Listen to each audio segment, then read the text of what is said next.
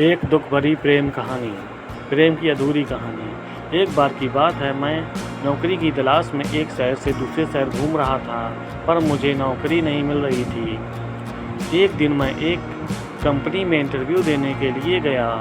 वहाँ पर मुझसे पहले ही एक लड़की पहुँच गई थी। मैं उस लड़की के पास जाकर बैठ गया।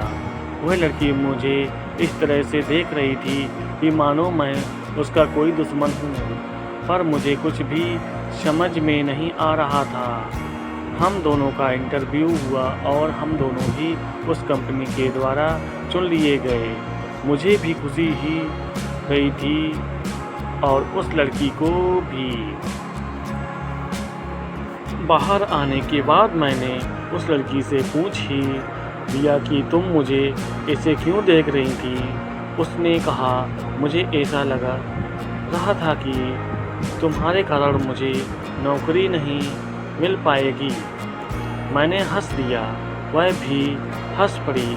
अब हम एक दोस्त के जैसे ही हो गए। वह उस शहर में नई थी, मैं भी उस शहर में नया ही था। हमें रहने के लिए कोई किराए पर मकान की ज़रूरत थी। अब हम दोनों मकान खोजने निकल पड़े। हमें शाम तक एक मकान मिल ही गया। वह मकान काफ़ी अच्छा था, पर उसका किराया थोड़ा सा ज़्यादा था। मैंने उस मकान के मालिक को किराया कम करने कहता ही रह गया, पर उसने एक भी पैसा कम नहीं किया। उस लड़की ने कहा, क्यों ना हम एक ही मकान में रहें, जिस कारण हमें आधा आधा किराया देना होगा। मुझे यह विचार अच्छा लगा। हमने वह मकान ले लिया। हम दोनों ने मकान की सफाई की, कुछ ज़रूरत सामान को खरीदा। अब हम दोनों सोचने लगे कि खाना कौन बनाएगा।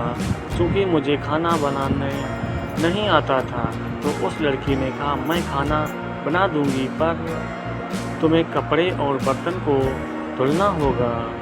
मैं तैयार हो गया। अब हम दोनों एक दूसरे को काफ़ी मदद किया करते थे। आधा काम वह करती और आधा काम मैं। हम दोनों बड़े अच्छे से कंपनी का भी काम किया करते थे। अब हमें करीब 2 साल साथ रहते हुए हो गया था। मुझे वहाँ कोई पराया नहीं लगती थी। हम दोनों अपने बारे में एक दूसरे को बताया करते थे। हमारी ज़िंदगी काफ़ी मज़ेदार थी। एक दिन मुझे फ़ोन आया कि मेरे पिताजी का दुर्घटना हो गया है। मैंने यह खबर उस लड़की को बताई। उस समय मेरे पास कुछ पैसे कम पड़ रहे थे। उस लड़की ने मुझे पैसे दिए और घर जाने को कहा। मैं अगले दिन ही अपने गांव के लिए निकल पड़ा। मैं रास्ते भर उस लड़की के बारे में सोचता रहा गया। मैंने घर आकर अपने पिता को देखा। उन्हें कुछ भी नहीं हुआ था। मेरे घर वाले ने मुझे शादी करने के लिए बुलाया था। मेरे घर वाले ने मेरे लिए एक लड़की देख रखा था। मुझे बस शादी करना था। अब मेरे दिल और दिमाग में बस वही लड़की थी।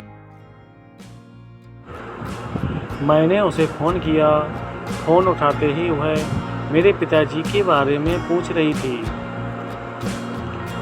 मुझे वह कह रही थी कि तुम कोई चिंता ना लेना, मैं तुम्हारे साथ हूँ। तुम्हें पैसों की ज़रूरत होगी तो तुम मुझे ज़रूर बता देना। मैं एक शब्द भी नहीं बोल पा रहा था। मैंने अंत में बस इतना कहा, ठीक है, मैं तुम्हें कुछ देर बाद फ़ोन करता हूँ। इसके बाद मैंने अपने फ़ोन को बंद कर दिया।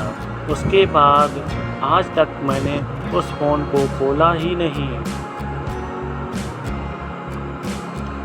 मुझे आज तक इस फ़ोन में से उस लड़की की आवाज़ आती है।